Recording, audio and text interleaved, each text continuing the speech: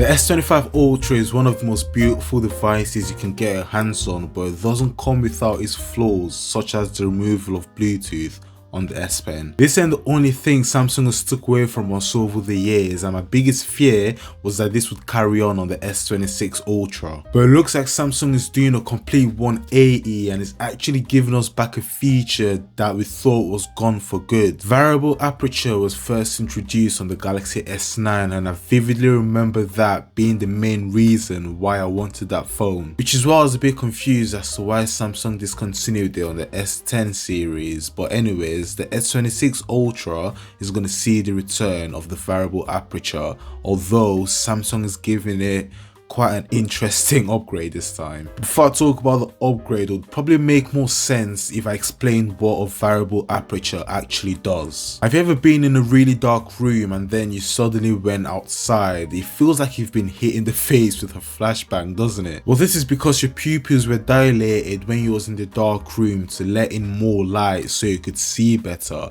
but as soon as you stepped outdoors, there was a sudden increase in brightness and there's way too much light coming into your eyes at that point, which is why it's so bright. So your pupils will then need a second to adjust themselves and get smaller to let in less light and make things less brighter. That is basically the basics on how a variable aperture works. To put it in simple terms, it just helps your phone control and regulate how much light goes into the camera. But what is this upgrade that Samsung has implemented? Well, you see, on the S9 series, the variable aperture had two predefined values. Basically, it could only open to two different orientations. There was basically no in between, but now on the S26 Ultra, you're able to control the camera's aperture in a continuous flow. Instead of having it be at, for example, f1.4 and f1.9, you can have it go from between f1.4 and f1.9,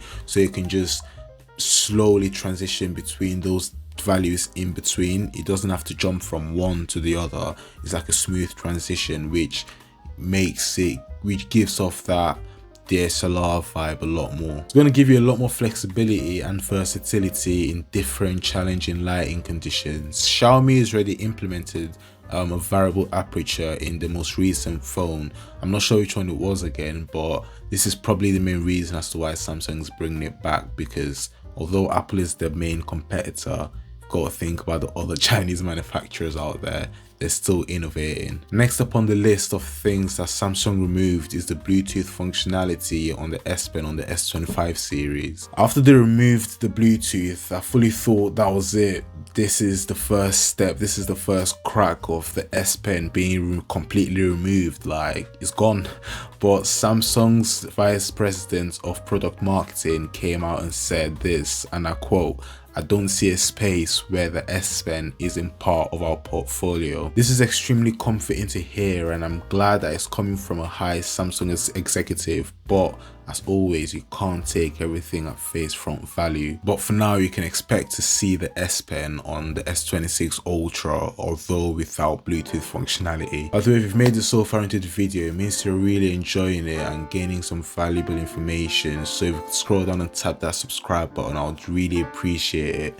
I'm so close to 1,000 subscribers, so you can help me along that journey. And whilst you're down there, you might as well tap the like button, because it really tells the algorithm that this video is good and it's going to help push it out to a lot more people. Next up, we're expecting to see an improvement in display brightness and efficiency, because Samsung is planning to use COE technology on their S26 Ultra's displays. COE stands for color filter on encapsulation, and this basically means that you'll achieve higher brightness whilst overall consuming less battery. Somehow Samsung keeps improving on their displays year over year, and at this point I honestly don't know how they do it, but you can expect to see brightness of 3000 plus nits next year. Furthermore, whilst many hoped for an under-display camera on the S26 Ultra, reports suggest that Samsung is sticking to the hole punch display. This decision is primarily due to performance concern on the under-display camera. As mentioned in my Z Fold 7 video, the under-display camera is way too premature and unreliable.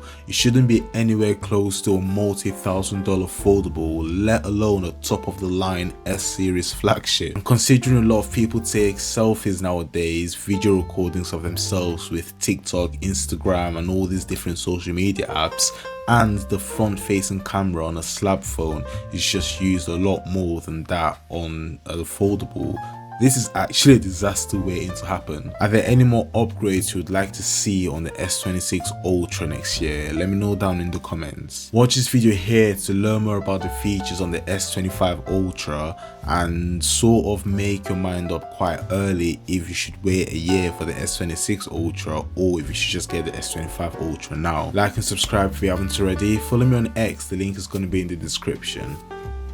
And I'll catch you in the next one.